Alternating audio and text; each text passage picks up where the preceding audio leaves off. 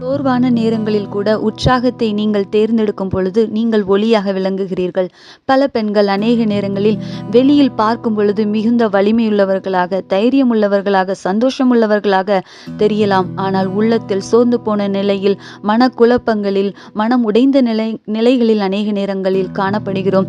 பிரியமானவர்களே, உண்மைதான், நமக்கு அநேக பொறுப்புகள் உண்டு. சமையல், குழந்தைகள், வேலைகள், பொறுப்புகள், கணவன், பிள்ளைகள், வீடை கவனிப்பது, சுத்தம் செய்வது, வீட்டு வேலைகளை செய்வது, வெளியில் போய் சம்பாதிப்பது என்று அநேக பொறுப்புகள் நம்மளை சுற்றி உள்ளது, நம்மளை சுற்றி சேர்ந்துள்ளது. பிரியமானவர்களே, அதன் மத்தியிலும், களைப்பின் மத்தியிலும், சோர்வின் மத்தியிலும் நீங்கள் உற்சாகத்தின் ஆவியை தெரிந்து கொள்ளும் பொழுது நீங்கள் உங்கள் குடும்பத்திற்கு ஒளியாக இருக்கிறீர்கள். வேதம் சொல்லுகிறது, கர்த்தருக்கு காத்திருக்கிறவர்கள் புது பலன் அடைவார்கள் என்று.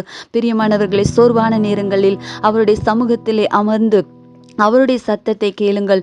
அவருடைய சத்தத்தை கேட்கும் பொழுது தேவன் உங்களை தன்னுடைய ஒளியினால் உங்களை புதுப்பிக்கிறார். நீங்கள் உங்கள் குடும்பத்திற்கு ஒளியாகவே இருக்க முடியும். உங்களில் எவ்வளவேனும் எந்த ஒரு சோர்விற்கும் உங்களில் இடம் கிடையாது.